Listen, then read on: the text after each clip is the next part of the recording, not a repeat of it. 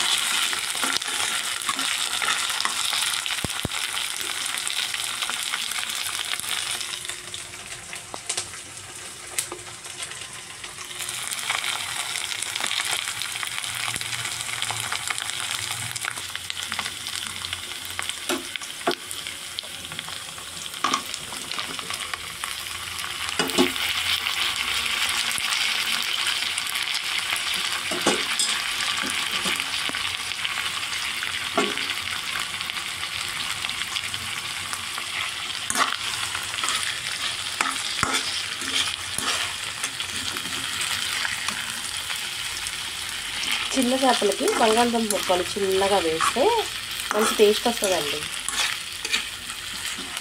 కలిసిపోతుంది, కొంచెం థిక్గా ఉంటుంది, మరీ పులుసులాగా ఉండకుండా. ఒక టమాటా వేయాలి. ఎంత మనం చింతపండు పులుసు వేసినా ఓకేనా అండి, టమాటా లేకపోతే కూర టేస్ట్ ఉంటుంది.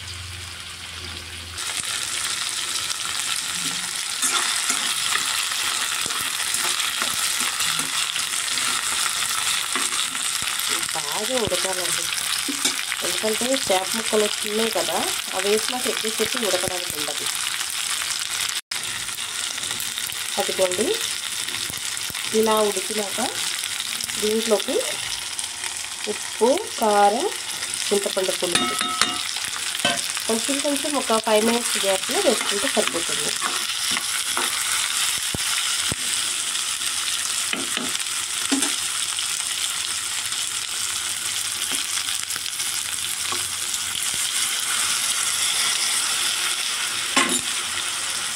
ఇదిగోనండి కొంచెం వాటర్ కూడా పోసాను. చింతపండు పులుసు, ఉప్పు, కారం, వాటర్ అన్నీ మరుగుతున్నాయి. ఉప్మాలో వాటర్లా ఉంది కదండి.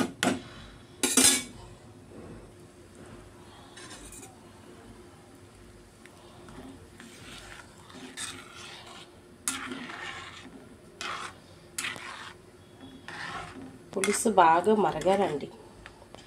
ఇవి చిన్న చిన్న చేపలు కదా, అవి వేసేస్తే ఇంకా మొత్తం చెదరాలు అయిపోతుంది. పులుసు బాగా మరగాలి ఫ్రెండ్స్.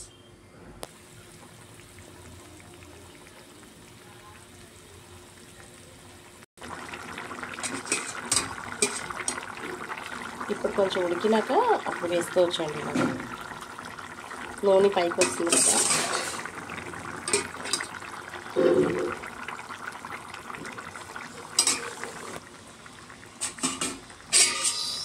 చక్కగా వేసానండి ఆయిల్లో చక్కగా.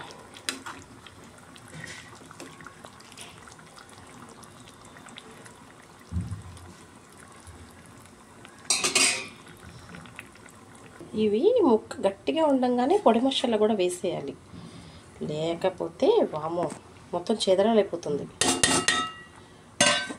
ఓకేనా ఫ్రెండ్స్. అదిగోనండి ఇప్పుడు అన్ని కూరలోకి వెళ్ళిపోయినాయి. ఉప్పు, కారం, పసుపు, పొడి మసాలా, తడి మసాలా, ఆఖరికి చేప పక్కి పిల్లలు కూడా వెళ్ళిపోయాయి. కొంచెం ఒక 5 minutes ఉడికినాక దింపేయచ్చు, ఎందుకంటే చిన్న చేపలు కదా, చెదరాలు అవ్వకుండా చక్కగా బాగుంటుంది. ఇదిగోనండి వేడి వేడి చేపల కూర చక్కగా రెడీ అయిపోయింది. ఇంకా ఎక్కువ ఉడకకూడదండి, ఇది చిన్న చేపలు కదా, మనకి ఇలాగే ఒక 5 minutes ఉడికితే చాలు. బాగుంది కదా ఫ్రెండ్స్. వీడియో నచ్చితే లైక్ చేయండి, షేర్ చేయండి, సబ్స్క్రైబ్ చేసుకోండి ఫ్రెండ్స్. ప్లీజ్ సబ్స్క్రైబ్ అండి.